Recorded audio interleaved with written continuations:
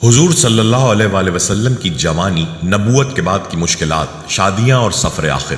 بسم اللہ الرحمن الرحیم۔ السلام علیکم دوستو، آج کی اس ویڈیو میں ہم آپ کو پیارے آقا حضرت محمد صلی اللہ علیہ وآلہ وسلم کی بے داغ جوانی کے بارے میں بتائیں گے۔ آپ نے جب اعلان نبوت کیا تو آپ کو کن مشکلات کا سامنا کرنا پڑا، اس کے علاوہ ازواج مطہرات کا تذکرہ بھی کیا جائے گا، اور آپ دوستوں کو بتایا جائے گا کہ آپ صلی اللہ علیہ وآلہ وسلم نے کس زوجہ سے شادی کن وجوہات کی بنا پر کی، اور اللہ تعالیٰ نے آپ کو کس زوجہ سے اولاد عطا کی۔ آپ دوستوں کو پیارے آقا صلی اللہ علیہ وآلہ وسلم کا سفر آخرت بھی بتایا جائے گا۔ ویڈیو کو اسکپ مت کیجیے گا اور آخر تک ہمارے ساتھ رہیے گا۔ اللہ عز و جل نے اپنی خاص حکمت کے پیش نظر نبی اکرم صلی اللہ علیہ وآلہ وسلم کو بشری عنصر تو عطا کیا، لیکن آپ صلی اللہ علیہ وآلہ وسلم کو ایسی خصوصیات و کمالات سے نوازا جن سے آپ کی ذات اور آپ کی زندگی ہر پہلو سے ممتاز ہو گئی۔ اور چونکہ آپ صلی اللہ علیہ وآلہ وسلم پر انسانی راہبری کے لیے وحی الہی کا نزول ہونا تھا، اور آپ کے ذریعے لوگوں تک ہدایت پہنچا کر آپ صلی اللہ علیہ وآلہ وسلم کو امام و مقتدی اور آپ کی سیرت طیبہ کو اسوہ بنانا تھا، اس لیے اللہ عز و جل نے آپ صلی اللہ علیہ وآلہ وسلم کی زندگی کو ہر برائی سے پاک رکھا، اور قدم قدم پر آپ صلی اللہ علیہ وآلہ وسلم کی حفاظت کا اہتمام کیا۔ اس لیے نبوت کے بعد ہی نہیں بلکہ نبوت سے پہلے بھی بچپن اور جوانی دونوں میں گناہ و معصیت اور انسانی شخصیت کو داغدار کرنے والے گھٹیا قسم کے اعمال و افعال سے آپ محفوظ و معصوم رہے۔ دوستو، یہ سب جانتے ہیں کہ ہمارے نبی حضرت محمد مصطفیٰ صلی اللہ علیہ وآلہ وسلم جس معاشرے میں پروان چڑھے اور جس میں آپ صلی اللہ علیہ وآلہ وسلم نے اپنے بچپن اور جوانی کا وقت گزارا، اس میں زناکاری، فحاشی، شراب نوشی، سود و قمار، ناچ گانا اور دیگر ہر قسم کی برائیاں عروج پر تھیں، بلکہ بہت سی برائیاں لوگوں کی شرافت و تہذیب کی علامت بن چکی تھیں۔ ایسے معاشرے میں تمام تر برائیوں سے محفوظ رہنا اور کسی معمولی سے معمولی برے عمل سے اپنی سیرت کو داغدار نہ ہونے دینا، یہ بڑے کمال کی بات ہے، کیونکہ عام انسانی فطرت ہے کہ انسان جس معاشرے میں آنکھیں کھولتا ہے اور پروان چڑھتا ہے، اس معاشرے سے ضرور متاثر ہوتا ہے اور اس کی رائج اور عام برائیوں سے نہیں بچ پاتا ہے۔ یہی وجہ ہے کہ ہر بچہ دین فطرت پر پیدا ہونے کے باوجود اپنے اطراف کے ماحول سے متاثر ہو کر بے راروی اور بددینی میں مبتلا ہو جاتا ہے، اور اس پر اس کا اتنا گہرا رنگ چڑھتا ہے کہ وہ پوری زندگی اسی باطل دین کی پیروی میں گزار دیتا ہے۔ رسول اللہ صلی اللہ علیہ وآلہ وسلم کا ارشاد ہے، ہر بچہ فطرت پر پیدا ہوتا ہے، پھر اس کے ماں باپ اسے یہودی، نصرانی یا مجوسی بنا دیتے ہیں۔ اس عام انسانی عادت کے برخلاف اللہ نے اپنے نبی کو معاشرے میں رائج ہر قسم کی برائی سے محفوظ رکھا، اور آپ صلی اللہ علیہ وآلہ وسلم کو معصیت سے مکمل محفوظ رکھنے کی خاطر بچپن میں ہی شق صدر کرا کر مادہ معصیت کو دل سے نکلوا دیا، تاکہ ارادہ معصیت سے بھی قلب نبوی پاک ہو اور اس پاک دل کو شیطان کبھی بھی اپنے زہر سے گندا نہ کر سکے۔ اس کے لیے قلب تک شیطان کی رسائی کی راہ مہر نبوت کے ذریعے سے پہلے سے ہی بند کر دی گئی تھی۔ چنانچہ آپ صلی اللہ علیہ وآلہ وسلم کی پیدائش مہر نبوت کے ساتھ ہوئی، اور جس جگہ مہر نبوت تھی وہی جگہ ہے جہاں سے شیطان قلب انسانی تک وساوس منتقل کرتا ہے۔ حضرت عمر بن عبدالعزیز سے منقول ہے کہ کسی شخص نے اللہ عز و جل سے درخواست کی کہ اے اللہ، مجھ کو شیطان کے وسوسے کا راستہ دکھلا کہ وہ کس راہ سے آ کر آدمی کے دل میں وسوسے ڈالتا ہے۔ تو من جانب اللہ دو شانوں کی درمیانی جگہ جو قلب کے مقابل بائیں جانب ہے وہ دکھلائی گئی کہ شیطان اس راہ سے آتا ہے، اور جب بندہ اللہ کا ذکر کرتا ہے تو وہ فوراً پیچھے ہٹ جاتا ہے۔ اللہ کی خصوصی نگرانی اور حفاظت کی برکت سے نبی اکرم صلی اللہ علیہ وآلہ وسلم سے نبوت سے قبل نہ بچپن میں اور نہ ہی جوانی میں کسی بھی وقت کسی بھی حال میں کوئی ایسا کام صادر نہیں ہوا جس کو بنیاد بنا کر آپ صلی اللہ علیہ وآلہ وسلم کے دشمنوں اور حاسدوں کو آپ کی شخصیت پر انگلی اٹھانے کا موقع ملے۔ نبی اکرم صلی اللہ علیہ وآلہ وسلم سے پہلے مکہ شرک و کفر اور بت پرستی کا اڈا تھا، حتیٰ کہ خانہ کعبہ میں مختلف اقوام اور قبائل کے 340 بت رکھے ہوئے تھے، لیکن آپ صلی اللہ علیہ وآلہ وسلم کی طبیعت بچپن ہی سے توحید کی خوگر تھی، اور آپ صلی اللہ علیہ وآلہ وسلم کفر و شرک اور بت پرستی سے ہمیشہ متنفر اور بیزار رہے۔ حضرت علی رضی اللہ تعالیٰ عنہ فرماتے ہیں کہ نبی اکرم صلی اللہ علیہ وآلہ وسلم سے پوچھا گیا کہ کیا آپ نے کبھی کسی بت کو پوجا؟ آپ نے فرمایا نہیں۔ پھر لوگوں نے پوچھا کہ آپ صلی اللہ علیہ وآلہ وسلم نے کبھی شراب پی ہے؟ آپ صلی اللہ علیہ وآلہ وسلم نے فرمایا نہیں، میں ہمیشہ سے ان چیزوں کو جس میں یہ لوگ مبتلا ہیں کفر سمجھتا ہوں، اگرچہ مجھے اس وقت کتاب اور ایمان کا علم نہ تھا۔ حضرت ابن عباس رضی اللہ تعالیٰ عنہ فرماتے ہیں کہ نبی اکرم صلی اللہ علیہ وسلم اپنے چچا زاد بھائیوں کے ساتھ اصاف نامی بت جو کہ خانہ کعبہ کے پاس تھا کی طرف گئے، پھر نظر اٹھا کر تھوڑی دیر خانہ کعبہ کو دیکھتے رہے اور واپس آ گئے۔ تو ان بھائیوں نے کہا کہ آپ کو کیا ہو گیا کہ آپ واپس ہو رہے ہیں؟ نبی اکرم صلی اللہ علیہ وسلم نے فرمایا، مجھے اس بت کے پاس ٹھہرنے سے منع کیا گیا ہے۔ یہ واقعات بتاتے ہیں کہ رسول اللہ صلی اللہ علیہ وسلم بچپن سے ہی شرک و بت پرستی سے متنفر تھے اور توحید کے خوگر تھے، اور آپ صلی اللہ علیہ وسلم نے کبھی کسی بت کے ساتھ پرستش اور تعظیم و اکرام کا معاملہ نہیں کیا۔ آپ صلی اللہ علیہ وسلم کو اللہ تعالیٰ نے بچپن اور جوانی میں تمام برے اعمال، جاہلیت اور بیہودہ لہو و لعب سے بھی محفوظ رکھا، اور جب کبھی بھی کسی رائج لہو و لعب اور عمل جاہلیت نے آپ صلی اللہ علیہ وسلم کو اپنی جانب متوجہ کرنا چاہا تو فوراً عنایات ربانی اور حفاظت الہی نے آپ کو اس سے محفوظ رکھنے کا انتظام کیا اور آپ اس سے محفوظ رہے۔ حضرت علی بن ابی طالب رضی اللہ تعالیٰ عنہ سے مروی ہے کہ رسول اللہ صلی اللہ علیہ وسلم نے فرمایا کہ میں نے 2 مرتبہ کے سوا جاہلیت کے اعمال میں سے کسی بھی عمل کا کبھی ارادہ نہیں کیا، اور دونوں بار اللہ نے میری حفاظت فرمائی۔ ایک رات میں نے قریش کے ایک جوان سے کہا کہ آج تم میری بکری کی دیکھ بھال کر دو تاکہ میں بھی جوان لڑکوں کی طرح آج رات قصہ کہانی کی مجلس میں شریک ہو سکوں۔ چنانچہ میں مکے کے کنارے کے ایک گھر کے پاس پہنچا، وہاں پر گانا بجانا چل رہا تھا۔ میں نے پوچھا کہ کیا چل رہا ہے، تو معلوم ہوا کہ فلاں قریش کے ایک مرد نے فلاں عورت سے شادی کی ہے اور یہ اسی کی خوشی کی محفل ہے۔ میں اس محفل میں کیا گیا کہ جاتے ہی میری آنکھ لگ گئی اور میں سوتا رہا، یہاں تک کہ اگلی صبح سورج کی کرن سے بیدار ہوا۔ جس جوان کو میں نے بکری کی حفاظت کی ذمہ داری دی تھی اس نے گزشتہ رات کے بارے میں پوچھا تو میں نے اسے ساری بات بتائی اور اگلی رات جانے کے لیے دوبارہ اسے بکری کی دیکھ بھال کرنے کو کہا، اور رات میں دوبارہ ادھر گیا، لیکن پھر آنکھ ایسی لگی کہ سورج نکلنے کے بعد ہی میں بیدار ہوا۔ اللہ کی قسم اس کے بعد کبھی بھی کسی عمل جاہلیت کا میں نے ارادہ نہیں کیا، یہاں تک کہ اللہ نے مجھے نبوت عطا کر دی۔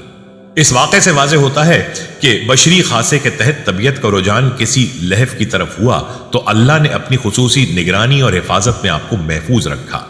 زمانہ جاہلیت میں بتوں کے نام پر جانوروں کو ذبح کرنے کا عام رواج تھا، لیکن اس ماحول میں آپ صلی اللہ علیہ وسلم بتوں کے نام پر ذبح کیے ہوئے جانور کے کھانے سے ہمیشہ بچتے رہے اور کبھی ایسا گوشت تناول نہیں فرمایا۔ حضرت عبداللہ بن عمر رضی اللہ تعالیٰ عنہ فرماتے ہیں کہ وحی کے نزول سے قبل نبی اکرم صلی اللہ علیہ وسلم کی ملاقات زید بن عمر بن نفیل سے بلدہ کے نشیبی وادی میں ہوئی۔ آپ صلی اللہ علیہ وسلم کے سامنے گوشت پیش کیا گیا تو آپ نے فرمایا کہ میں اس جانور کا گوشت نہیں کھاتا ہوں جسے تم لوگ بتوں کے نام پر ذبح کرتے ہو، میں صرف اللہ کے نام پر ذبح کیے ہوئے جانور کا گوشت ہی کھاتا ہوں۔ یہ بے ہوشی شدت حیا و غیرت اور اللہ کی خصوصی عنایت کی وجہ سے ہوئی، اور اس طرح حیا کے مغائر نازیبہ عمل سے آپ صلی اللہ علیہ وسلم محفوظ رہے۔ مذکورہ اعمال جاہلیت کے علاوہ معاشرے میں رائج تمام ہی برے اعمال سے آپ صلی اللہ علیہ وسلم بچنے والے تھے، اور ہر قسم کے اعلیٰ اقدار اور عمدہ صفات کے آپ پیکر تھے، جس کی وجہ سے آپ کی شخصیت نبوت سے قبل ہی تمام لوگوں کی نظر میں بہت معتبر اور مقبول تھی، اور آپ کی خوبیوں کا ہر طرف چرچا تھا، اور صادق و امین کے نام سے آپ کو موسوم کیا جاتا تھا۔ قریباً 25 سال کی عمر میں حضرت صلی اللہ علیہ وسلم نے شام کا دوسرا بڑا سفر کیا جو حضرت خدیجہ علیہ السلام کے تجارتی قافلے کے لیے تھا۔ حضرت محمد صلی اللہ علیہ وسلم نے ایمانداری کی بنا پر اپنے آپ کو ایک اچھا تاجر ثابت کیا۔ آپ صلی اللہ علیہ وسلم دوسرے لوگوں کا مال تجارت بھی تجارت کی غرض سے لے کر جایا کرتے تھے۔ خدیجہ بنت خویلد انتہائی شریف النفس اور صاحب حیثیت خاتون تھی، مکے میں ان کا خاص مقام و رتبہ تھا، اور قریش کے عوام و خواص سبھی انہیں نہایت عزت و عظمت کی نگاہ سے دیکھتے تھے۔ خدیجہ رضی اللہ تعالیٰ عنہ کا سلسلہ نسب 5ویں پشت میں رسول اللہ صلی اللہ علیہ وسلم کے خاندان سے جا ملتا ہے۔ وہ بیوہ تھیں، اپنی شرافت نفس، پاکیزگی، اخلاق اور عفت و عصمت کی وجہ سے زمانہ جاہلیت میں بھی لوگ انہیں طاہرہ کے لقب سے پکارا کرتے تھے۔ حضرت خدیجہ رضی اللہ تعالیٰ عنہ کا کاروبار اس قدر وسیع پیمانے پر تھا کہ اہل مکہ کا جب کوئی تجارتی قافلہ روانہ ہوتا تو اس میں اکثریت حضرت خدیجہ کے مال و اسباب سے لدے ہوئے اونٹوں کی ہوتی۔ اپنے کاروباری امور کی انجام دہی اور نگرانی کی غرض سے حضرت خدیجہ رضی اللہ تعالیٰ عنہ مختلف اشخاص کی خدمت حاصل کیا کرتی تھیں۔ انہی دونوں حضرت خدیجہ کو جب رسول اللہ صلی اللہ علیہ وسلم کی راست بازی اور امانت و دیانت کی خبریں ملی تو انہوں نے آپ کو یہ پیغام بھجوایا کہ آئندہ جو تجارتی قافلہ مکے سے ملک شام کے لیے روانہ ہوگا اس کی نگرانی آپ کریں گے، ساتھ ہی معقول معاوضے کا بھی وعدہ کیا۔ آپ صلی اللہ علیہ وسلم نے اپنے سرپرست و مشفق چچا ابو طالب سے مشورے کے بعد اس پیشکش کو قبول فرمایا اور سفر شام کے لیے تیار ہو گئے۔ چنانچہ آپ صلی اللہ علیہ وآلہ وسلم حضرت خدیجہ رضی اللہ تعالیٰ عنہ کا مال تجارت لے کر ملک شام کی طرف روانہ ہوئے۔ توفیق الہی سے اس سفر میں بہت زیادہ منافع ہوا۔ حضرت خدیجہ رضی اللہ تعالیٰ عنہ نے میسرہ نامی اپنا ایک غلام بھی سفر میں آپ کے ہمراہ روانہ کیا تھا۔ اس نے واپس مکہ پہنچنے پر حضرت خدیجہ رضی اللہ تعالیٰ عنہ کے سامنے آنکھوں دیکھا حال بیان کیا۔ آپ کی رازبازی، معاملہ فہمی، پرہیزگاری، امانت و دیانت، فہم و فراست، حسن تعامل و دیگر صفات حمیدہ کا تذکرہ کیا۔ یہ سب کچھ حضرت خدیجہ کے لیے انتہائی فرحت، مسرت اور اطمینان کا باعث بنا۔ حضرت خدیجہ اس سے قبل 2 بار بیوہ ہو چکی تھیں۔ ان کا پہلا نکاح عتیق مخزومی سے اور پھر اس کی موت کے بعد دوسرا نکاح ہند تمیمی سے ہوا تھا۔ دوسری بار بھی جب وہ بیوہ ہو گئیں تو ان کے مقام و رتبے اور مال و دولت کی وجہ سے بڑے بڑے سرداران قریش متعدد بار انہیں پیغام نکاح بھجوا چکے تھے، لیکن حضرت خدیجہ اپنی ذہانت و فہم و فراست کی وجہ سے اس حقیقت کو خوب جان چکی تھیں کہ ان میں سے کوئی بھی مخلص نہیں ہے۔ یہ سبھی لوگ لالچی اور محض مال و جمال کے بھوکے ہیں، اس لیے وہ ایسے تمام پیغامات کو رد کر چکی تھیں۔ ایسے میں رسول اللہ صلی اللہ علیہ وآلہ وسلم جب حضرت خدیجہ کا مال تجارت لے کر گئے اور اس سفر میں منافع بہت زیادہ ہوا، اور پھر یہ کہ سفر سے واپسی پر آپ نے حضرت خدیجہ کو اس تجارت کا حساب و کتاب پیش کیا اور چپ چاپ چل دیے۔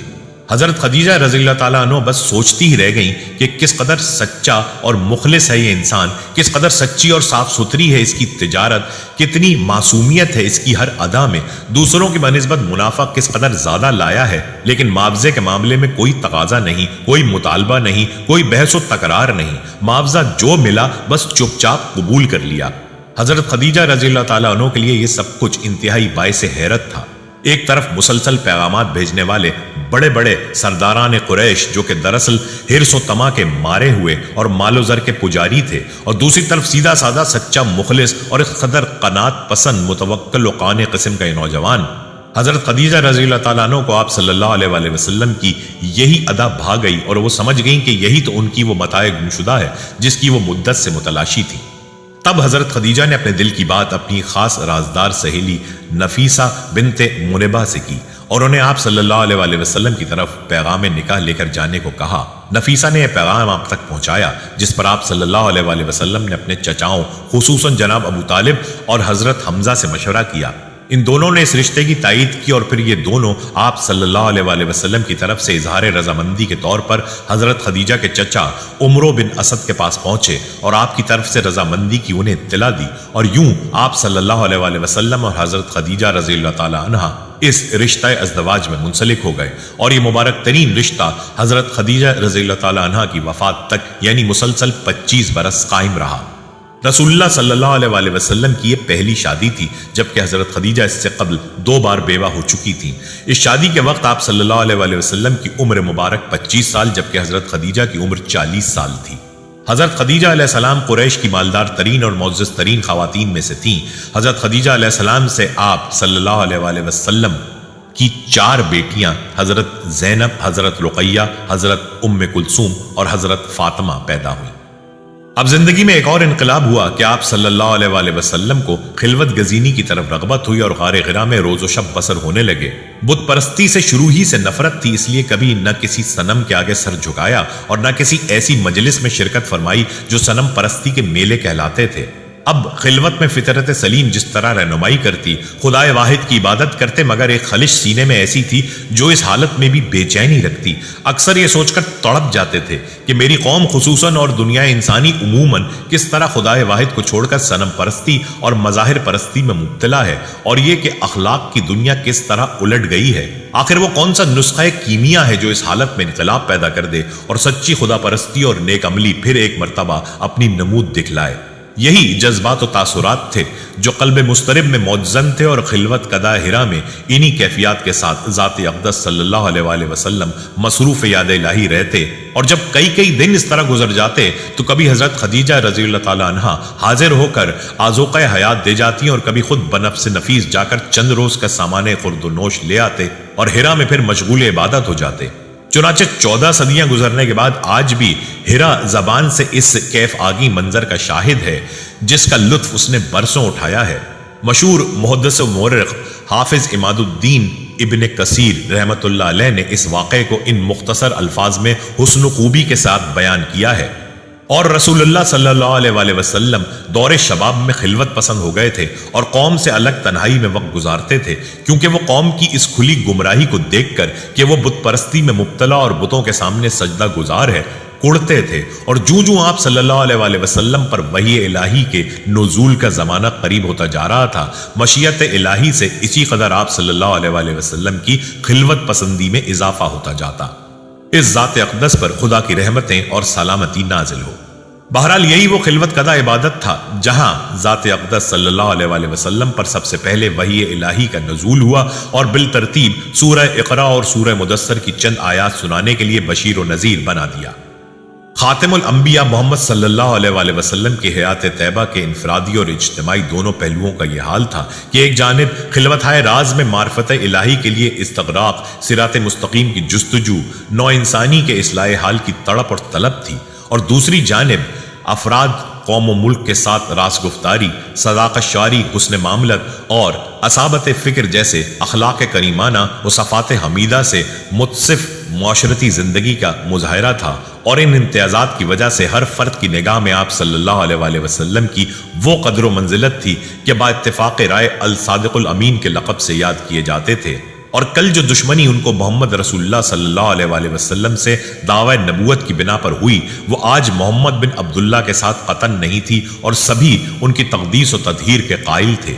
یہی حالات و واقعات تھے جب عمر مبارک 40 منزلیں طے کر چکی تھی، رمضان کا مہینہ تھا اور آپ صلی اللہ علیہ وسلم غار حرا میں مشغول عبادت تھے کہ اچانک آپ کے سامنے جبرائیل علیہ السلام فرشتہ نمودار ہوا، اور اس نے بشارت دی کہ اللہ تعالیٰ نے آپ صلی اللہ علیہ وسلم کو ثقلین کی رشد و ہدایت کے لیے چن لیا اور رسالت و پیغمبری کے لیے منصب کبریٰ پر فائز کیا۔ یہ واقعہ چونکہ نوع انسانی کی تاریخ میں حیرت زدہ انقلاب کا باعث ثابت ہوا، اور اس نے ذات اقدس صلی اللہ علیہ وسلم کو معراج رفعت کی اس حد پر پہنچا دیا جہاں عالم ادیان و ملل کی تمام اصلاحات اور انقلابات اس ہستی کا فیض رحمت نظر آتے ہیں۔ اس لیے تاریخ و حدیث کے روشن صفات نے اس واقعے کی تمام تفصیلات کو بسند صحیح اپنے سینے میں محفوظ رکھا ہے۔ چنانچہ فن حدیث و تاریخ اسلام کے امام بخاری رحمۃ اللہ علیہ نے اپنی مشہور و مقبول کتاب الجامع الصحیح میں صدیقہ عائشہ رضی اللہ تعالیٰ عنہ کی سند سے اس واقعے کو جن الفاظ میں نقل کیا، اس کا ترجمہ یہ ہے۔ صدیقہ رضی اللہ تعالیٰ عنہ فرماتی ہیں، نبی اکرم صلی اللہ علیہ وسلم پر شروع میں سچے خوابوں کا سلسلہ جاری رہا۔ کوئی خواب آپ صلی اللہ علیہ وسلم نہیں دیکھتے تھے، مگر وہ اپنی تعبیر میں اس درجہ روشن اور صحیح ثابت ہوتا تھا جیسے کہ طلوع صبح کے لیے سپیدہ صبح کا ظہور ہوتا ہے۔ پھر آپ صلی اللہ علیہ وسلم کی خلوت محبوب ہو گئی اور حرا میں مشغول عبادت رہنے لگے۔ گاہے گاہے آپ صلی اللہ علیہ وسلم اہل و عیال کے پاس بھی تشریف لے آتے تھے۔ حضرت خدیجہ رضی اللہ تعالیٰ عنہ آپ صلی اللہ علیہ وسلم کے لیے کچھ توشہ تیار کرتی اور آپ صلی اللہ علیہ وسلم اس کو لے کر پھر غار میں واپس تشریف لے جاتے۔ اس طرح حرا میں مشغول استغراق و عبادت تھے کہ اچانک ایک روز آپ صلی اللہ علیہ وسلم پر خدا کا فرشتہ نمودار ہوا اور کہنے لگا، اقرا، پڑھیے۔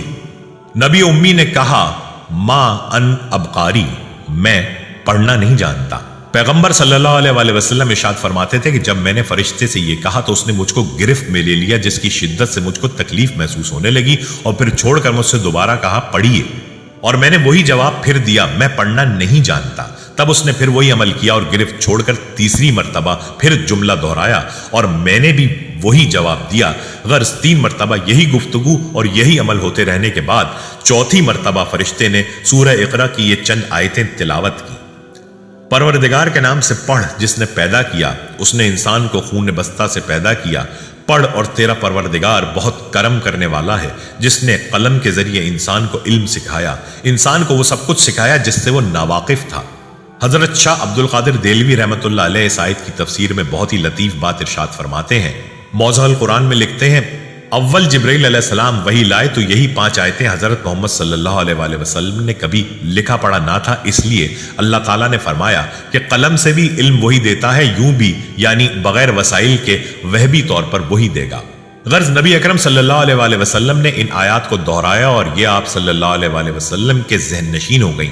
اس کے بعد جب ہرا سے فارغ ہوئے تو یہ حالت کہ قلب شدت وحی سے کانپ رہا تھا، آپ صلی اللہ علیہ وآلہ وسلم نے مکان میں داخل ہوتے ہی فرمایا مجھ کو کپڑا اڑھاؤ۔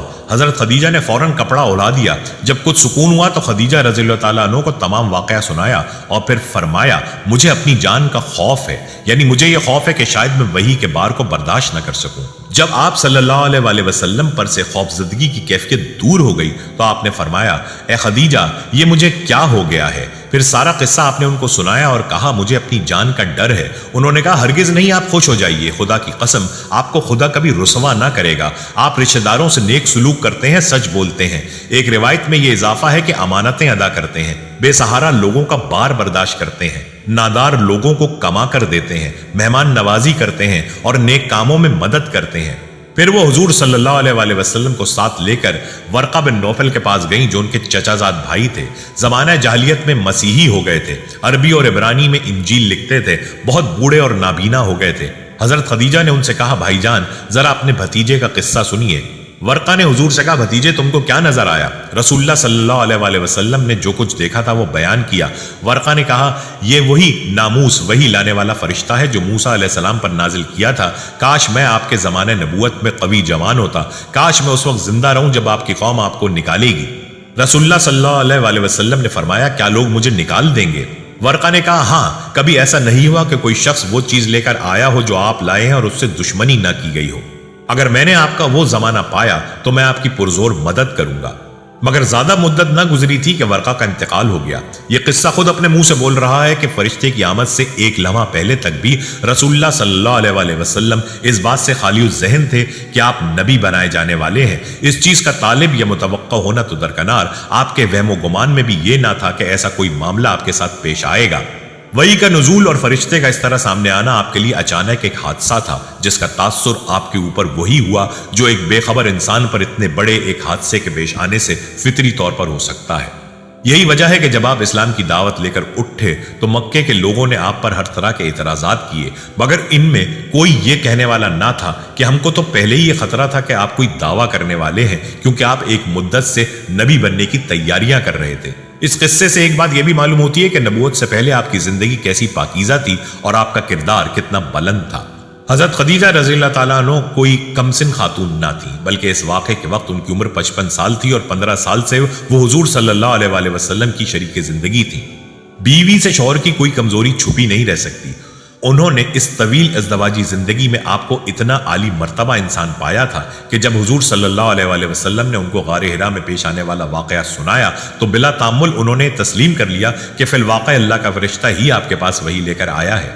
اس طرح ورقہ بن نوفل بھی مکے کے ایک بوڑھے باشندے تھے، بچپن سے حضور صلی اللہ علیہ وآلہ وسلم کی زندگی دیکھتے چلے آ رہے تھے اور 15 سال کی قریبی رشتہ داری کی بنا پر تو وہ آپ کے حالات سے اور بھی زیادہ گہری واقفیت رکھتے تھے۔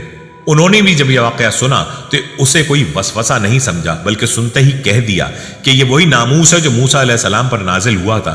اس کے معنی یہ ہے کہ ان کے نزدیک بھی آپ اتنے بلند پایا انسان تھے کہ آپ کا نبوت کے منصب پر سرفراز ہونا کوئی قابل تعجب امر نہ تھا۔ اللہ سبحانہ و تعالیٰ نے نبی اکرم صلی اللہ علیہ وآلہ وسلم کو 40 سال کی عمر میں نبوت و رسالت سے سرفراز فرمایا۔ نبوت سے نوازے جانے کے بعد آپ 13 سال تک مکہ مکرمہ میں رہے۔ یہ زمانہ آپ کی مکی زندگی کہلاتا ہے۔ آپ نے مکی زندگی میں 3 سال تک خفیہ طور پر اپنے قریبی لوگوں کے سامنے اسلام پیش کیا، پھر آپ نے 10 سال تک کھلم کھلا اشاعت اسلام کا کام کیا۔ اس کے بعد آپ یثرب ہجرت کر گئے۔ اشاعت اسلام کی وجہ سے کفار مکہ آپ کے جانی دشمن ہو گئے۔ جوں جوں لوگ آپ کے دست حق پرست پر اسلام کی بیعت کرتے رہے اور اسلام کی شعائیں پھیلتی رہیں، کفار و مشرکین کے غیظ و غضب میں اضافہ ہوتا چلا گیا۔ وہ مسلمان جو کچھ حیثیت رکھتے تھے یا ان کا کوئی حامی و مددگار تھا، ان پر کفار و مشرکین اپنے غصے اور ظلم و جور کا اظہار کرنے سے قاصر و عاجز تھے۔ مگر جو مسلمان غریب و نادار تھے ان کا کوئی حامی و مددگار نہ تھا اور نہ وہ خود کوئی خاندانی و قبائلی حیثیت رکھتے تھے، ان پر کفار و مشرکین نے ظلم و ستم کا لامتناہی سلسلہ شروع کر دیا۔ کفار نے ان کو طرح طرح سے پریشان کیا اور ستایا، مگر ان کے ایمان میں دن بدن اضافہ ہی ہوتا رہا۔ نبی اکرم کے دادا پھر چچا ابو طالب قریش کی نظر میں بڑے شرف و اعزاز کے مالک تھے، اور آپ کی خاندانی اور قبائلی وجاہت و اہمیت بھی سب کے نزدیک مسلم تھی۔ اس لیے آپ پر حملہ آور ہونا ایک بڑی جنگ کو دعوت دینا تھا۔ اس لیے کچھ لوگ آپ کو گزن پہنچانے سے گریز کرتے تھے، مگر اس کے باوجود بھی بہت سے حرمان نصیبوں نے نبی اکرم صلی اللہ علیہ وآلہ وسلم کو طرح طرح سے ستایا اور آپ کو مختلف مصائب و آلام سے دوچار ہونا پڑا۔ جب تک نبی کریم صلی اللہ علیہ وآلہ وسلم نے اپنی نبوت اور رسالت کا اعلان نہیں کیا تھا، اس وقت آپ مکہ میں ایک عقل مند و دانشور، امین و صادق اور اچھے انسان کی حیثیت سے جانے جاتے تھے۔ جب آپ نے اپنی نبوت کا اعلان کیا تو لوگوں نے آپ کو جادوگر اور کاہن و صاحب جیسے معیوب لقب سے مشہور کرنے کی کوشش کی تاکہ لوگ آپ کے قریب نہ آئیں اور آپ کی باتیں نہ سنیں، مگر اللہ نے جن کے دلوں کو ایمان کی روشنی سے منور کرنے کا فیصلہ کر لیا تھا، ان حضرات کو اس کا کوئی اثر نہیں ہوا، بلکہ تکلیف و مشقت برداشت کر کے آپ کے پاس تشریف لاتے تھے اور جلوہ انوار ربانی سے اپنے قلوب کو منور کر کے جاتے تھے۔ کفار و مشرکین جب نبی اکرم صلی اللہ علیہ وآلہ وسلم کے کسی معجزے کا مشاہدہ کرتے تو اسے قبول کرنے کے بجائے یہ کہتے کہ یہ ایک جادو ہے جو ابھی ختم ہو جائے گا۔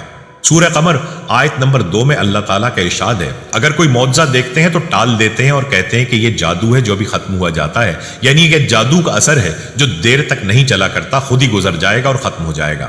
بنو مالک بن کنانہ کے ایک شیخ کہتے ہیں کہ میں نے اللہ کے رسول کو بازار ذی المجاز میں دیکھا، یہ فرماتے تھے اے لوگو لا الہ الا اللہ کہو فلاح پاؤ گے۔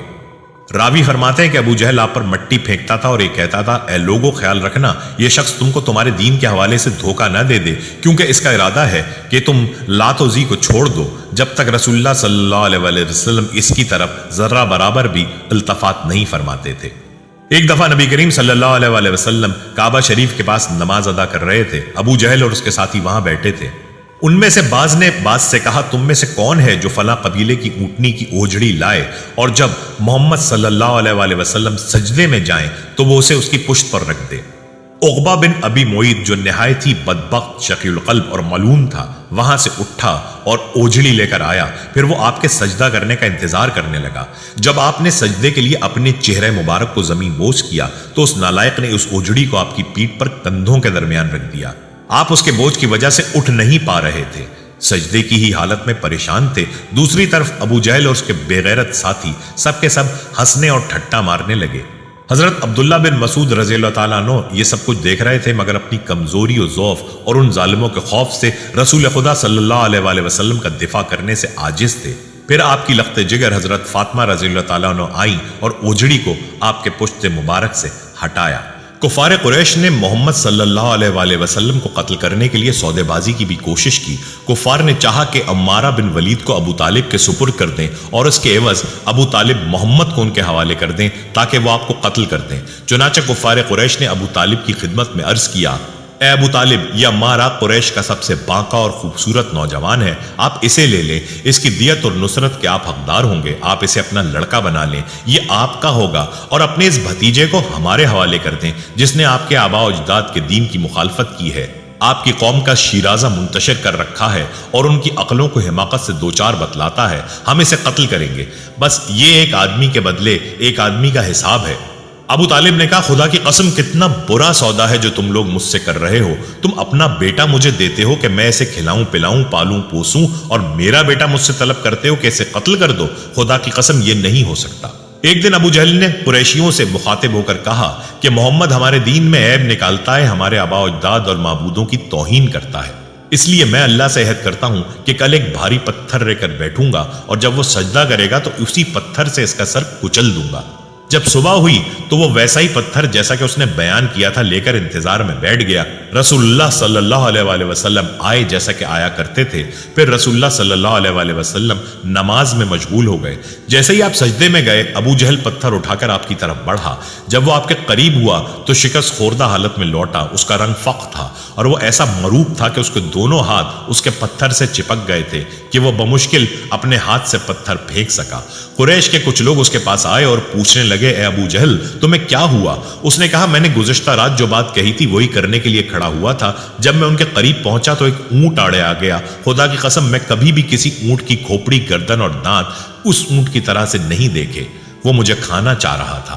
مکہ کے کفار و مشرکین آپ کو آرام سے نماز بھی ادا نہیں کرنے دیتے تھے۔ آپ نماز میں ہوتے تو کبھی وہ آپ کی پشت مبارک پر اونٹ کی اوجڑی ڈالتے تو کبھی آپ کی مبارک گردن میں کپڑے کا پھندا لگاتے۔ کفار قریش نے مل جل کر رسول اللہ صلی اللہ علیہ وآلہ وسلم کے قتل کرنے کا فیصلہ کیا اور کہا کہ اس نے ہماری اولاد اور ہماری عورتوں تک کو ہم سے برگشتہ کر دیا ہے۔ پھر ان لوگوں نے آپ کے خاندان والوں سے کہا تم ہم سے دگنا خون بہا لے لو اور اس کی اجازت دے دو کہ قریش کا کوئی شخص اس کو قتل کر دے تاکہ ہمیں سکون مل جائے اور تمہیں فائدہ پہنچ جائے۔ جب کفار قریش کی یہ تجویز منظور نہیں ہوئی اس پر انہوں نے غصے میں آ کر یہ طے کیا کہ بنی ہاشم اور بنی عبد المطلب جو نبی اکرم صلی اللہ علیہ وآلہ وسلم کے مددگار تھے کا معاشرتی بائیکاٹ کیا جائے اور انہیں مکے سے نکال کر شیب ابو طالب نامی گھاٹی میں محصور اور مقید کر دیا جائے۔ ایک روایت کے مطابق یہ بھی طے پایا کہ نہ بنی ہاشم کی لڑکیوں کو بیاہ کر لاؤ اور نہ اپنی لڑکیوں کی ان کے یہاں شادی کرو، نہ ان کو کوئی چیز فروخت کرو اور نہ ان سے کوئی چیز خریدو اور نہ ان کی طرف سے کوئی صلح قبول کرو۔ چنانچہ جب بھی مکے میں باہر سے کوئی قافلہ آتا تو یہ مجبور اور بےکس لوگ فوراً ان کے پاس پہنچتے تاکہ ان سے کھانے پینے کا کچھ سامان خرید لیں، مگر جب بھی ایسا ہوتا تو فوراً وہاں ابو لہب پہنچ جاتا اور کہتا کہ دام اتنے بڑھا دو کہ وہ تم سے کچھ نہ خرید سکیں۔ پھر تاجر کی طرف سے ایسا ہی ہوتا، لہٰذا لوگ مایوس ہو کر اپنے بچوں کے پاس واپس آ جاتے جو بھوک سے بےتاب تڑپتے اور بلکتے ہوتے تھے، اور ان کو خالی ہاتھ دیکھ کر وہ بچے سسک سسک کر رونے لگتے تھے۔ اس گھاٹی میں مسلمانوں نے بڑا سخت وقت گزارا۔ قریش کے بائیکاٹ کی وجہ سے ان کو کھانے پینے کی کوئی چیز نہیں ملتی تھی، لوگ بھوک سے بے حال ہو گئے، یہاں تک کہ گھاس پھوس اور درختوں کے پتے اور چمڑے کھا کھا کر گزارا کرنے لگے۔ یہ سلسلہ مستقل 3 سالوں تک جاری رہا۔ ابو طالب کی وفات کے بعد نبی اکرم صلی اللہ علیہ وآلہ وسلم نے شوال سن 1090 میں اپنے آزاد کردہ غلام زید بن حارثہ کی میت میں ثقیف سے مدد کی التماس کے لیے طائف کا پیدل سفر کیا۔ امید تھی کہ اللہ کے جس پیغام کے ساتھ آپ ان کے پاس آئے ہیں اہل طائف اسے قبول کریں گے۔ جب طائف پہنچے تو ثقیف کے 3 سرداران عید یا لیل، مسعود اور حبیب سے ملاقات کا ارادہ کیا۔ یہ تینوں آپس میں بھائی تھے۔ آپ ان کے پاس بیٹھے اور اسلام کے لیے مدد کرنے اور آپ کی قوم میں سے جو آپ کی مخالفت کرے اس کے خلاف خود کی مدد کرنے کے حوالے سے گفتگو کی۔ نبی اکرم صلی اللہ علیہ وآلہ وسلم کی بات سن کر سرداران ثقیف نے نہایت ہی غیر سنجیدہ جوابات دیے۔ ایک نے کہا وہ کعبے کا غلاف پھاڑے گا اگر اللہ نے تمہیں رسول بنایا ہو، اگر تم نبی ہو تو اللہ مجھے غارت کرے۔ دوسرے نے کہا کہ اللہ تعالیٰ کو تمہارے علاوہ کوئی اور نہیں ملا جسے وہ بھیجے۔ تیسرے نے کہا باخدا میں تم سے کبھی بات نہیں کر سکتا، اگر تم سچ مچ اللہ کے نبی ہو جیسا کہ تم کہتے ہو تو تمہاری بات میرے لیے رد کرنا انتہائی خطرناک ہے، اور اگر تم اللہ پر جھوٹ گھڑتے ہو تو پھر مجھے تم سے بات نہیں کرنی چاہیے۔ ثقیف سے نا امید ہو کر رسول اللہ صلی اللہ علیہ وآلہ وسلم وہاں سے کھڑے ہوئے اور ان سے کہا تم لوگوں نے جو کچھ کیا بہرحال اسے خفیہ ہی رکھنا۔ جب رسول اللہ صلی اللہ علیہ وآلہ وسلم نے وہاں سے واپسی کا ارادہ کیا تو ان سرداروں نے اپنے غلاموں اور اوباشوں کو شہ دے دی۔ انہوں نے آپ کو گالیاں دیں، تالیاں بجائیں اور شور مچائے تاکہ لوگوں کی بھیڑ جمع ہو گئی۔ آپ کے راستے کے دونوں کنارے لوگوں کی لائن لگ گئی۔ وہاں سے گزرتے وقت جو ہی اللہ کے رسول ایک قدم اٹھاتے کہ وہ آپ کے قدموں پر پتھر مارتے، آپ کے گھٹنے چور ہو گئے، پنڈلیاں گھائل ہو گئیں اور جوتے خون آلود ہو گئے۔ جب آپ کو پتھر لگتا تو آپ زمین پر بیٹھ جاتے، وہ اوباش اور حرمان نصیب آپ کے بازو پکڑ کر اٹھاتے اور جب چلنا شروع کرتے تو وہ پتھر مارتے اور ہنستے۔ زید بن حارثہ آپ کو خود ڈھال بن کر بچاتے تھے تاکہ ان کا سر بھی زخمی ہو گیا۔ آپ کسی طرح انبیاء ربیہ کے باغ میں پہنچے، تھوڑی دیر بعد وہاں سے رخصت ہوئے۔ پھر آگے کیا ہوا نبی صلی اللہ علیہ وآلہ وسلم کی مبارک زبان میں ہی ملاحظہ فرمائیے۔ میں غم سے نڈھال اپنے رخ پر چل پڑا اور مجھے قرن ثعلب میں ہی پہنچ کر افاقہ ہوا۔ جب میں نے اپنا سر اٹھایا تو اچانک دیکھا کہ بادل کا ایک ٹکڑا میرے اوپر سایہ فگن ہے۔ جب میں نے اس میں دیکھا تو حضرت جبرائیل موجود تھے۔ انہوں نے مجھے پکار کر کہا آپ کی قوم نے آپ سے جو بات کہی اسے اللہ نے سن لیا، اب اللہ نے آپ کے پاس پہاڑوں کا فرشتہ بھیجا ہے تاکہ آپ ان کے بارے میں جو حکم چاہیں اس فرشتے کو دیں۔ پھر پہاڑ کے فرشتے نے مجھے آواز دی، سلام کیا، پھر کہا اے محمد ان کے حوالے سے آپ جو چاہیں، اگر آپ چاہیں کہ میں ان کو 2 پہاڑوں کے درمیان کچل دوں تو یہی ہوگا۔ نبی کریم نے جواب دیا نہیں، بلکہ مجھے امید ہے کہ اللہ ان کی پشتوں سے ایسی نسل پیدا کریں گے جو صرف ایک اللہ کی عبادت کرے گی اور اس کے ساتھ کسی کو شریک نہیں ٹھہرائے گی۔ رسول اللہ صلی اللہ علیہ وآلہ وسلم اپنے صحابہ کرام رضی اللہ عنہم کو مکے میں ظلم و جبر کی چکی میں اس طرح پستے دیکھ رہے تھے جو ناقابل برداشت تھا، لہٰذا ان کو مدینہ منورہ ہجرت کی اجازت دے دی، سوائے رفیق غار ابو بکر رضی اللہ تعالیٰ عنہ کے۔ ابو طالب جیسے حامی و مددگار بھی وفات پا چکے تھے۔ اب قریش شدید غصے میں تھے کہ کب تک ہم اس شخص محمد کو برداشت کریں اور وہ ہمارے معبودوں اور آباء و اجداد کی توہین کرتا رہے۔ چنانچہ ہمیں ان کو قید کر دینا چاہیے یا جلا وطن کر دینا چاہیے یا پھر قتل کر دینا چاہیے تاکہ ہم ان سے چھٹکارا حاصل کر لیں۔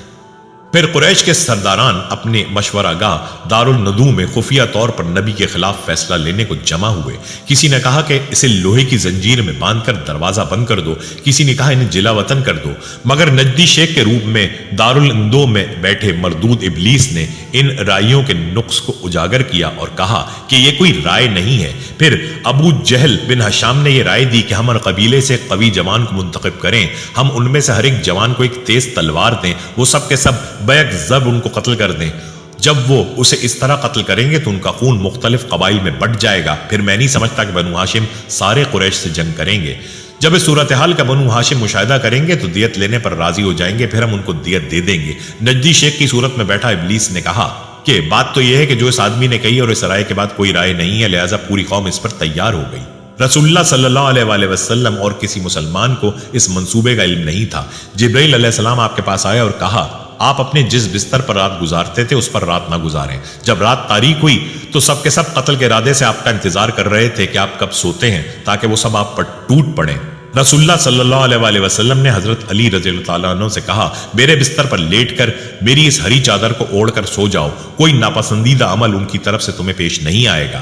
جب رسول اللہ صلی اللہ علیہ وآلہ وسلم سوتے تھے تو اسی چادر میں سوتے، پھر آپ اپنے ہاتھ میں لب بھر مٹی لے کر ان کے سامنے سے نکلے، پھر آپ وہ مٹی ان تمام کے سر پر ڈالتے ہوئے سورہ یاسین کی آیت 5:1 کی تلاوت کر رہے تھے۔ پھر اللہ تعالیٰ نے ان کی قوت بینائی لے لی، وہ آپ کو دیکھ نہیں سکتے تھے۔ جب آپ ان آیات کی تلاوت سے فارغ ہوئے تو کوئی ایسا نہیں بچا تھا جس کے سر پر مٹی نہ پڑی ہو۔ پھر آپ وہاں سے رخصت ہوئے جہاں آپ کو رخصت ہونا تھا۔ خلاصہ یہ ہے کہ 13 سالہ مکی دور میں نبی اکرم صلی اللہ علیہ وآلہ وسلم کو مختلف قسم کے ذہنی اور جسمانی مصائب و آلام سے دوچار ہونا پڑا۔ کبھی آپ کے قتل کا ارادہ کیا گیا، کبھی آپ پر پتھر پھینکا گیا، کبھی مٹی پھینکی گئی، کبھی گرد و غبار پھینکا گیا، کبھی راستے میں کانٹے ڈالے گئے، مگر آپ اسلام کی اشاعت کی خاطر سب کچھ برداشت کرتے ہوئے دین کی دعوت میں ہمتن مشغول رہ کر اپنی امت کو بہترین نمونہ فراہم کر گئے۔ ارشاد خداوندی ہے تم لوگوں کے لیے، یعنی ایسے شخص کے لیے جو اللہ سے اور روز آخرت سے ڈرتا ہو اور کثرت سے ذکر الہی کرتا ہو، یعنی مومن کامل ہو، اس کے لیے رسول اللہ صلی اللہ علیہ وآلہ وسلم کا ایک عمدہ نمونہ موجود ہے۔ سن 620 عیسوی میں آپ صلی اللہ علیہ وآلہ وسلم معراج پر تشریف لے گئے۔ اس سفر کے دوران میں آپ صلی اللہ علیہ وآلہ وسلم مکے سے مسجد اقصیٰ گئے اور وہاں تمام انبیاء کرام کی نماز کی امامت فرمائی۔ پھر آپ صلی اللہ علیہ وآلہ وسلم آسمانوں میں اللہ تعالیٰ سے ملاقات کرنے تشریف لے گئے۔ وہاں اللہ تعالیٰ نے آپ صلی اللہ علیہ وآلہ وسلم کو جنت اور دوزخ دکھائی۔ وہاں آپ کی ملاقات مختلف انبیاء کرام سے بھی ہوئی۔ اسی سفر میں نماز بھی فرض ہوئی۔ سن 622 عیسوی تک مسلمانوں کے لیے مکے میں رہنا ممکن نہیں رہا تھا۔ کئی دفعہ مسلمانوں اور خود حضرت محمد صلی اللہ علیہ وآلہ وسلم کو تکالیف دی گئیں۔ اس وجہ سے آپ صلی اللہ علیہ وآلہ وسلم نے مسلمانوں کو مدینہ ہجرت کرنے کی اجازت دے دی۔ آپ نے اللہ کے حکم سے حضرت ابو بکر کے ساتھ ستمبر سن 622 عیسوی میں مدینہ کی طرف روانگی کی اور مکے میں اپنی جگہ حضرت علی بن ابی طالب علیہ السلام کو امانتوں کی واپسی کے لیے چھوڑا۔ حضور صلی اللہ علیہ وآلہ وسلم کے مدینے پہنچنے پر انصار نے ان کا شاندار استقبال کیا اور اپنے تمام وسائل پیش کر دیے۔ جب آپ صلی اللہ علیہ وآلہ وسلم مدینے پہنچے تو انصار استقبال کے لیے آئے اور خواتین چھتوں پر سے دیکھ رہی تھیں اور دف بجا کر کچھ اشعار پڑھ رہی تھیں جن کا ترجمہ یہ ہے: ہم پر 14ویں کی رات کا چاند طلوع ہو گیا، ودا کی پہاڑیوں سے ہم پر شکر واجب ہے جب تک کوئی اللہ کو پکارنے والا باقی رہے۔ آپ صلی اللہ علیہ وآلہ وسلم کی اونٹنی حضرت ابو ایوب انصاری کے گھر کے سامنے رکی اور حضور صلی اللہ علیہ وآلہ وسلم نے ان کے گھر قیام فرمایا۔ جس جگہ اونٹنی رکی تھی اسے حضور صلی اللہ علیہ وآلہ وسلم نے قیمتاً خرید کر ایک مسجد کی تعمیر شروع کی جو مسجد نبوی کہلائی۔ اس تعمیر میں انہوں نے خود بھی حصہ لیا۔ یہاں حضور صلی اللہ علیہ وآلہ وسلم نے مسلمانوں کے درمیان میں عقد مواخات کیا، یعنی مسلمانوں کو اس طرح بھائی بنایا کہ انصار میں سے ایک کو مہاجرین میں سے ایک کا بھائی بنایا۔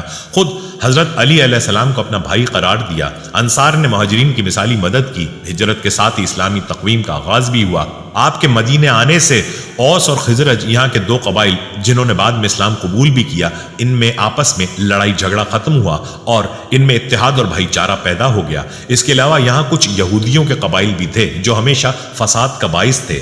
آپ صلی اللہ علیہ وآلہ وسلم کے آنے کے بعد یہودیوں اور مسلمانوں کے درمیان میں ہونے والے معاہدے میثاق مدینہ نے مدینے میں امن کی فضا پیدا کر دی۔ اسی دور میں مسلمانوں کو کعبے کی طرف نماز پڑھنے کا حکم دیا گیا۔ اس سے پہلے مسلمان بیت المقدس کی طرف منہ کر کے نماز ادا کرتے تھے جو یہودیوں کا بھی قبلہ تھا۔ میثاق مدینہ کے بعد یہود مجبور تھے کہ وہ علی اعلان حضرت محمد صلی اللہ علیہ وآلہ وسلم اور اسلام کے خلاف بات نہ کر سکتے تھے، اسی لیے انہوں نے خفیہ سازشیں شروع کی، جن میں سے ایک ادب اور اظہار آزادی کی آڑ میں حضرت محمد صلی اللہ علیہ وآلہ وسلم کی ذات گرامی پر حملہ کرنا تھا۔ عرب لوگ جو شعر و شاعری کے بڑے خوگر تھے، ان کے لیے شاعری کے ذریعے حضور صلی اللہ علیہ وآلہ وسلم کی ہتک کرنے کی کوشش کی گئی، کیونکہ اسلام میں ایمان اس وقت تک مکمل نہیں ہوتا جب تک حضور صلی اللہ علیہ وآلہ وسلم کی ذات کی اہمیت و درجہ مال و جان و اولاد سے زیادہ نہ ہو جائے۔ مدینے میں ایک ریاست قائم کرنے کے بعد مسلمانوں کو اپنے دفاع کی کئی جنگیں لڑنا پڑیں، ان میں سے جن میں حضور صلی اللہ علیہ وآلہ وسلم شریک تھے انہیں غزوہ کہتے ہیں، اور جن میں وہ شریک نہیں تھے انہیں سریہ کہا جاتا ہے۔ اہم غزوات یا سریات درج ذیل ہیں۔ غزوہ بدر 17 رمضان سن 2 ہجری 17 مارچ سن 624 عیسوی کو بدر کے مقامات پر مسلمانوں اور مشرکین مکہ کے درمیان میں غزوہ بدر ہوئی۔ مسلمانوں کی تعداد 313 جبکہ کفار مکہ کی تعداد 1300 تھی۔ مسلمانوں کو جنگ میں فتح ہوئی۔ 70 مشرکین مکہ مارے گئے، جن میں سے 36 حضرت علی علیہ السلام کی تلوار سے ہلاک ہوئے۔ مشرکین 70 جنگی قیدیوں کو چھوڑ کر بھاگ گئے۔ مسلمان شہداء کی تعداد 14 تھی۔ جنگ میں فتح کے بعد مسلمان مدینے میں ایک اہم قوت کے طور پر ابھرے۔ غزوہ احد 7 شوال 3 ہجری 23 مارچ سن 625 عیسوی میں ابو سفیان کفار کے 3000 نفری لشکر کے ساتھ مدینے پر حملہ آور ہوا۔ احد کے پہاڑ کے میدان میں ہونے والی یہ جنگ غزوہ احد کہلائی۔ آپ نے مسلمانوں کے ایک گروہ کو ایک ٹیلے پر مقرر فرمایا تھا اور یہ ہدایت دی تھی کہ جنگ کا جو بھی فیصلہ ہو وہ اپنی جگہ نہ چھوڑیں۔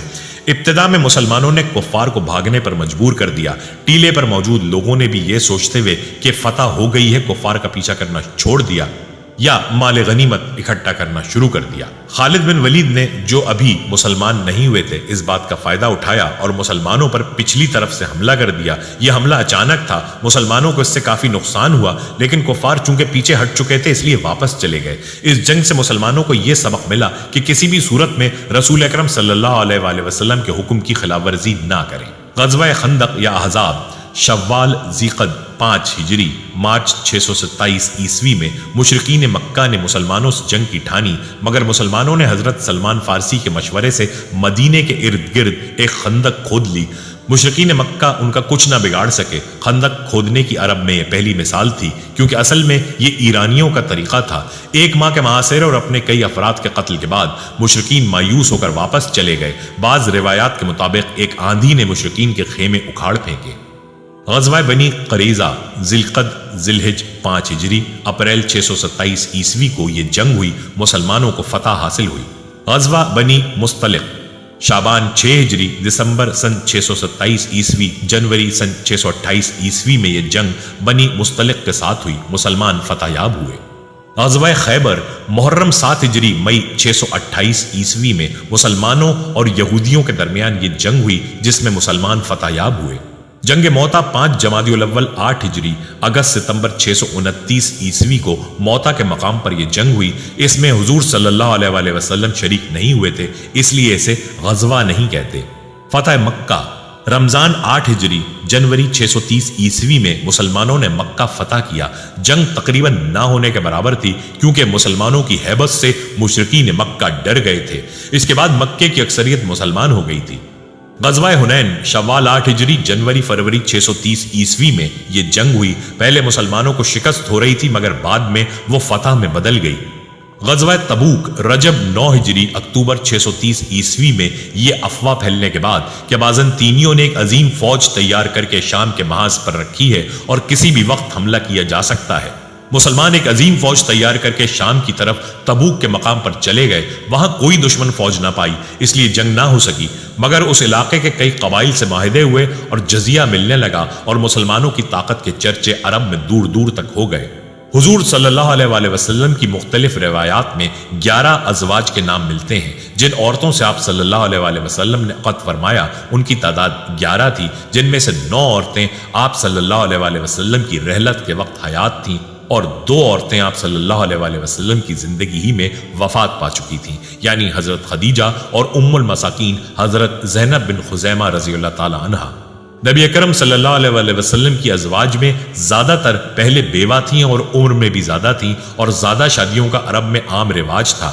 مورخین کے مطابق اکثر شادیاں مختلف قبائل سے اتحاد کے لیے یا ان خواتین کو عزت دینے کے لیے کی گئیں، ان میں سے صرف حضرت خدیجہ اور حضرت ماریہ قبطیہ سے اولاد ہوئی۔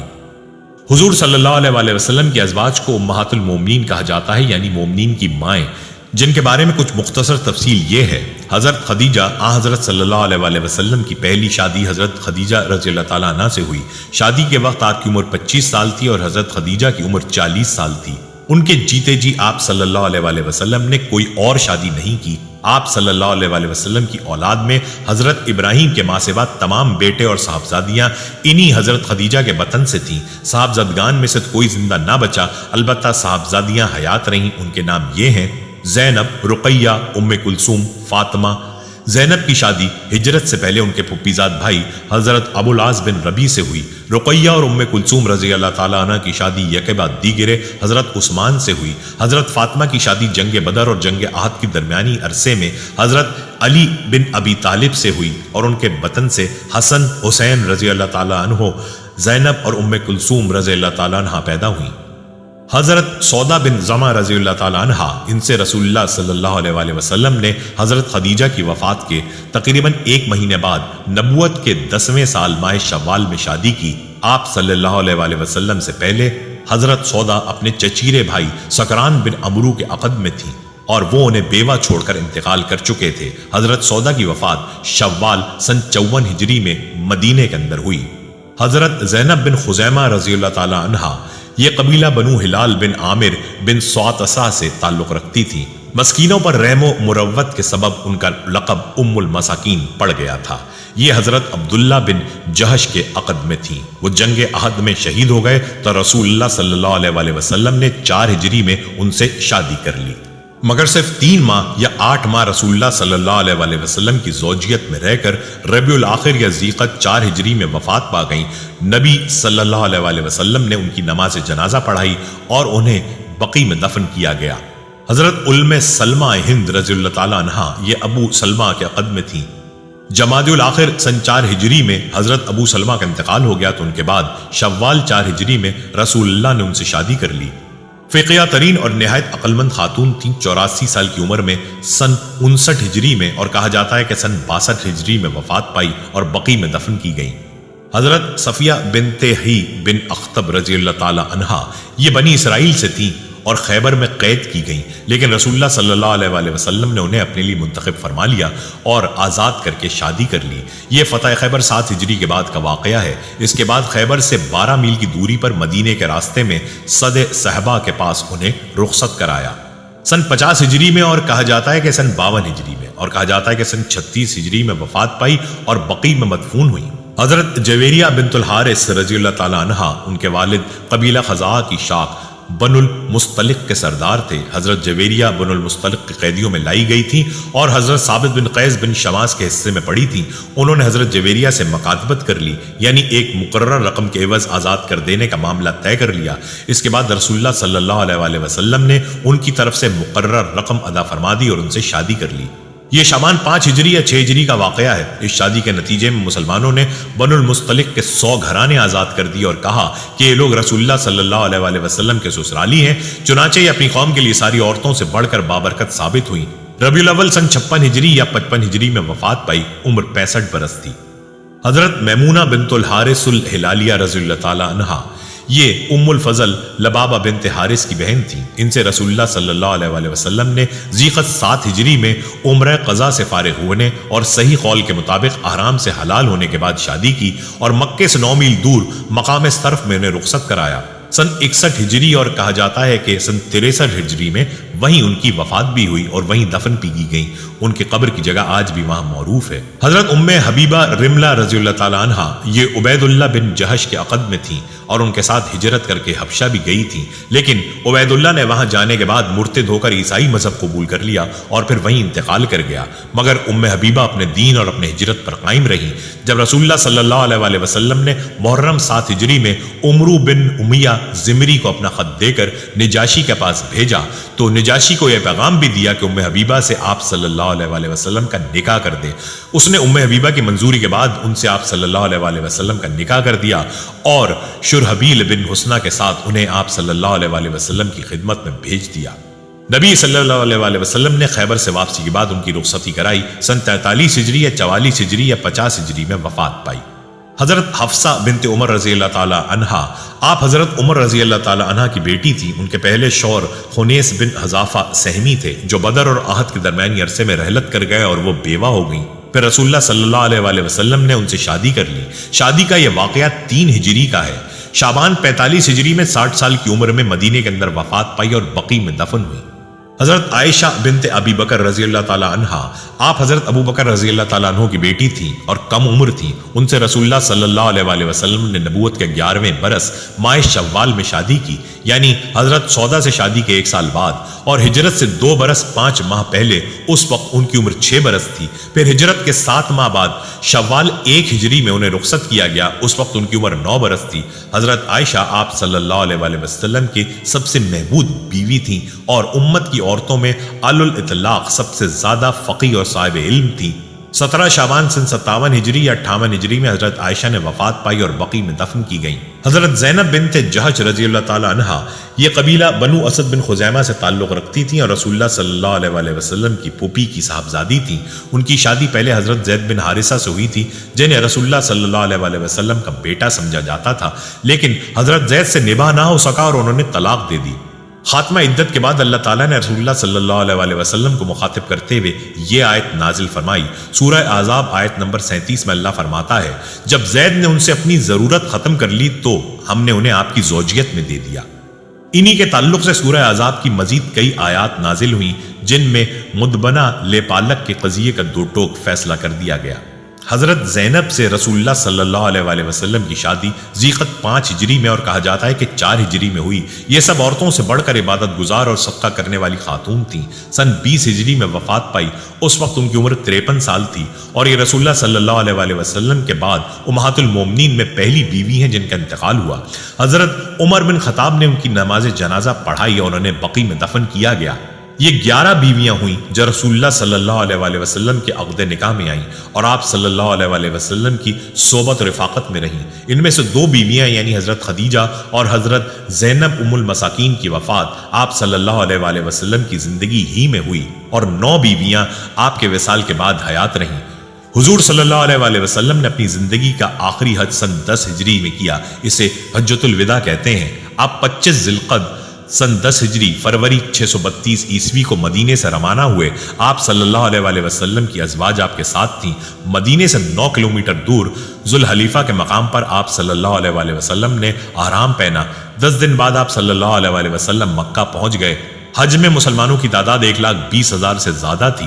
عرفہ کے دن ایک خطبہ دیا اور اس سے اگلے دن مینا میں ایک یادگار خطبہ دیا جو خطبہ حجۃ الوداع کے نام سے مشہور ہے۔ اس خطبے میں انہوں نے اسلامی تعلیمات کا ایک نچوڑ پیش کیا اور مسلمانوں کو گواہ بنایا کہ انہوں نے پیغام الہی پہنچا دیا ہے، اور یہ بھی تاکید کی کہ یہ باتیں ان لوگوں کو بھی پہنچائی جائیں جو اس حج میں شریک نہیں ہیں۔ اس خطبے میں انہوں نے یہ فرمایا کہ شاید مسلمان انہیں اس کے بعد نہ دیکھیں۔ انہوں نے فرمایا کہ مسلمان پر دوسرے مسلمان کا جان و مال حرام ہے، اور یہ بھی کہ نسل کی بنیاد پر کسی کو کسی پر فوقیت نہیں ہے۔ انہوں نے اسلام کے حرام و حلال پر بھی روشنی ڈالی۔ خطبے کے آخر میں انہوں نے تاکید کی کہ جو حاضر ہے وہ غائب تک اس پیغام کو پہنچائے۔ ان 2 خطبات کے علاوہ آپ صلی اللہ علیہ وسلم نے غدیر خم کے مقام پر بھی خطبہ دیا جو خطبہ غدیر کے نام سے مشہور ہے۔ اس حج کے تقریباً 3 ماہ بعد آپ صلی اللہ علیہ وسلم اللہ کو پیارے ہو گئے۔ حجۃ الوداع کے فوراً بعد آپ صلی اللہ علیہ وسلم کچھ بیمار ہوئے، پھر ٹھیک ہو گئے، مگر کچھ عرصے بعد حضرت محمد صلی اللہ علیہ وسلم پھر بیمار پڑ گئے اور کئی روز تک ان کے سر میں درد ہوتا رہا۔ بالآخر روایات کے مطابق مئی یا جون سن 632 عیسوی میں حضرت محمد صلی اللہ علیہ وسلم وصال فرما گئے۔ وصال کے وقت آپ کی عمر 63 برس تھی۔ حضرت علی رض نے غسل و کفن دیا اور اصحاب کی مختلف جماعتوں نے یک بعد دیگرے نماز جنازہ ادا کی اور حضرت محمد صلی اللہ علیہ وآلہ وسلم کو مسجد نبوی کے ساتھ ملحق ان کے حجرے میں اسی جگہ دفن کیا گیا جہاں ان کی وفات ہوئی تھی۔ یہ اور اس کے گرد کی تمام جگہ اب مسجد نبوی میں شامل ہے۔ حضرت اسامہ، اوس بن خولہ، حضرت عباس کے دو بیٹے قسم اور فضل اور رسول اللہ کے آزاد کردہ غلام شقران شامل تھے۔ آپ صلی اللہ علیہ وآلہ وسلم کو منگل کے روز کپڑے اتارے بغیر غسل دیا گیا۔ رسول اللہ کو غسل دینے والے افراد میں سیدنا عباس، حضرت اسامہ، اوس بن خولہ، حضرت عباس کے دو بیٹے قسم اور فضل اور رسول اللہ کے آزاد کردہ غلام شقران شامل تھے۔ حضرت عباس اور ان کے دونوں صاحبزادے رسول اللہ صلی اللہ علیہ وآلہ وسلم کی کروٹ بدل رہے تھے۔ حضرت اسامہ اور شقران پانی بہا رہے تھے، حضرت علی غسل دے رہے تھے اور حضرت اوس نے آپ کو اپنے سینے پر ٹیک رکھا تھا۔ رسول اللہ کو پانی اور بیری کے پتوں سے 3 بار غسل دیا گیا۔ پانی ارس نامی قبا میں واقع حضرت سعد بن خثیمہ کے کنویں کا تھا۔ آپ صلی اللہ علیہ وآلہ وسلم اپنی حیات مبارکہ میں بھی پینے کے لیے اس کنویں کا پانی استعمال فرماتے تھے۔ پھر آپ صلی اللہ علیہ وآلہ وسلم کو 3 سفید سوتی یمنی چادروں میں کفنایا گیا۔ ان میں کرتا اور پگڑی نہ تھی، بس آپ کو صرف چادروں میں لپیٹا گیا۔ حضرت ابو طلحہ نے آپ کی قبر اس جگہ کھودی جہاں آپ نے وفات پائی تھی۔ قبر لحد والی کھودی، پھر آپ کی چارپائی قبر کے کنارے رکھ دی گئی اور پھر 10 صحابہ اندر داخل ہوتے جاتے اور فردن فردن نماز ادا کرتے۔ کوئی امام نہ تھا۔ سب سے پہلے آپ کے خانوادے نے نماز پڑھی، پھر مہاجرین نے، پھر انصار نے اور پھر بچوں نے، پھر عورتوں نے۔ نماز جنازہ پڑھنے میں منگل کا پورا ہی دن اور منگل کی بیشتر رات گزر گئی، جس کے بعد رات کے اواخر میں رسول اقدس کو سپرد خاک کر دیا گیا۔ جنازے میں شریک افراد کے بارے میں اختلاف ہے۔ آپ کے وصال کے وقت مدینے میں قیامت کا منظر نظر آتا تھا، لوگوں کے دل غم سے پھٹ رہے تھے۔ یہ تھا آپ صلی اللہ علیہ وآلہ وسلم کی جوانی، سفر نبوت اور وصال کا مختصر خلاصہ۔ لاکھوں کروڑوں درود آپ صلی اللہ علیہ وآلہ وسلم کی ذات گرامی پر، آپ کی ازواج پر، آپ کی آل پر اور آپ کے اصحاب پر۔ ہم امید کرتے ہیں کہ آپ کو ہماری آج کی یہ ویڈیو ضرور پسند آئی ہوگی۔ اگر آپ کو ہماری آج کی یہ ویڈیو پسند آئی ہے تو آپ سے گزارش کرتے ہیں کہ آپ ہمارے چینل کو ضرور سبسکرائب کر لیں اور ساتھ ہی لگے بیل کے بٹن کو بھی پریس کر لیں تاکہ آپ کے پاس ہماری آنے والی مزید معلوماتی ویڈیوز کا نوٹیفیکیشن بر وقت ملتا رہے۔ سبسکرائب کے ساتھ ساتھ ہماری ویڈیو کو لائک بھی کریں اور اپنی قیمتی رائے کا اظہار کمنٹس میں ضرور کریں۔ کمنٹس میں آپ اپنے سوالات بھی ہم تک پہنچا سکتے ہیں۔ اللہ تعالیٰ آپ کو اپنے حفظ و امان میں رکھے۔ آمین۔